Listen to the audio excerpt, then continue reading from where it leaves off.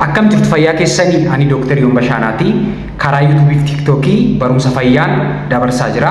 Maatii keessanii fi isin waan fayyaduu fi subscribe gochuun maatii keenyatti dabalama. Har'a maal waliin ilaallaa mallattoowwan dhibee sukkaaraa fi akkasumas immoo complication isaa xaaxaansaa maayinni.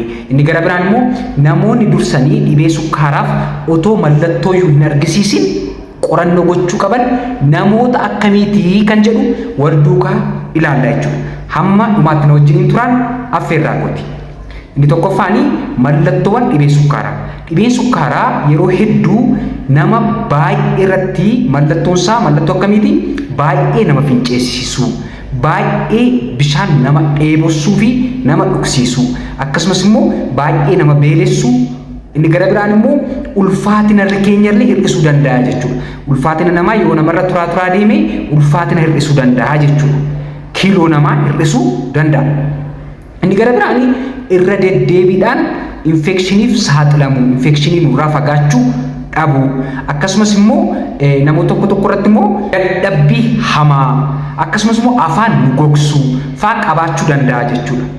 Garuu waan sin dagachuu hin qabne keessumattuu dhibeen sukkaaraa gosa lammaffaan yookaan type 2 diabetes mellitus jennee kan waamnu inni kun mallattoo homaa argisiisuu dhiisuu danda'a. Otoo mallattoo nurratti hin argisiisin waggaa 5 waggaa 10 nurra taa'uutiin ija keenya, onnee keenya, kalee keenya, narvii keenyaa fi hidda dhiigaa keenya miidhuu danda'a. Otoo mallattoo homaa hin argisiisin.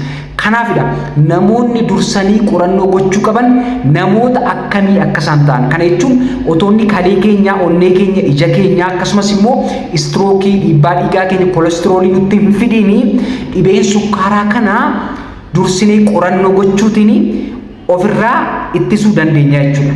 Complication isaa yookaan xaaxaasaa. Kanaaf namoota akkamiiti kan qorannoo gochuu qabanii dursanii kan jedhu wal duukaa ilaallaa jechuudha. Akka American Diabetic Association jechuun immoo dhaabbanni dhibee sukkaaraa Ameerikaa kaayetti nam tokko umuriinsa waggaa 35 yoo ta'e waggaa 3 dhibee sukkaaraaf qorannoo gochuu qaba jechuudha. Waggaa 3 yeroo hundumaa waggaa 3 har'a yoo qorannoo godhe normaalii ta'e waggaa 3 irraas qorannoo gochuu qaba, waggaa 6 irraas qorannoo gochuu qaba jechuudha. Waggaa 3 waggaa 35 booda jechuudha. Inni lammaffaanii waggaa kamittiyyuu yoo wantoonni armaan gadi jiraatan waggaa 35 olis haa ta'u waggaa 35 gadis haa ta'u yoo baay'ee obeesii ta'an yookaan immoo kiiloon isaanii ooverii yoo ta'e kana jechuun BMI isaanii 25 isaa ol yoo ta'e BMI jechuun ulfaatina keenya irraa meetira iskeeriitiin kaalkuleet goonee yoo 25 ol ta'e qorannoo gochuu qaba jechuudha namni kun. Inni gara biraan immoo faamilii keessa yoo jiraate yoo abbeen keenya, harmeen keenya, obboleessi keenya, obboleettii keenya qabaatan dhibee sukkaaraa qorannoo gochuu qabna jechuudha dursinee. Akkasumas immoo yoo yeroo ulfaa dhibeen sukkaaraa nurratti mul'atee beeka yoo ta'es qorannoo gochuu qabna jechuudha otoo ulfi hin jiraatiin iyyuu.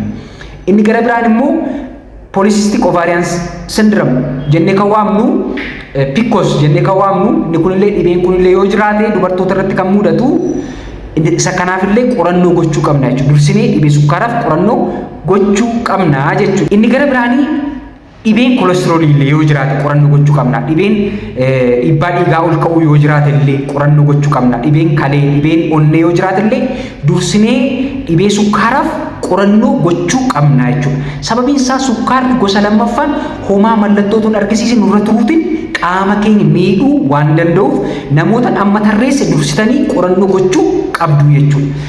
Inni gara biraanii yoo qorannoo gochuu baanne nurratti turee maal fiduu danda'a?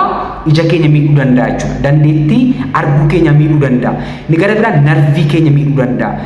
Hidda dhiigaa keenya miidhuu danda'a. Onnee keenya akkasumas kalee keenya miidhuu danda'a. Kanaafiyyuu dursinee dhiibbaa dhiigaa fi akkasumas dhibee sukkaaraaf qorannoo gochuun dirqamaa jechuudha. Namoota amma siniif tarreessee keessumattuu dhibee sukkaaraaf qorannoo gochuu qabdu dursitanii. Walumaa galatti harreeggaan koo har'aa dhibee sukkaaraa mallattoo waan hin argisiisneef dursitanii qorannoo gochuu akka qabdan akkasumas immoo mallattoon amma eeree yoo ofirratti argitan daftanii mana yaalaa deemuutiin dhibee sukkaaraaf qorannoo akka gootan. Dhibee sukkaaraa fi akkasumas immoo dhibee sukkaaraa faana wantoota wal qabatan yaala yoo barbaaddanii lakkoofsa asirra jiru dawwaltanii beellama qabachuu dandeessu. Bakki argamsa keenya Askoo Addis Safarii Dambal Kilinikii Abbaay Baankii fuulduratti argamna. Lakkoofsa armaan gaditti dawwaltanii beellama qabachuu dandeessu. Waan dhaggeeffattaniif galatoomaa.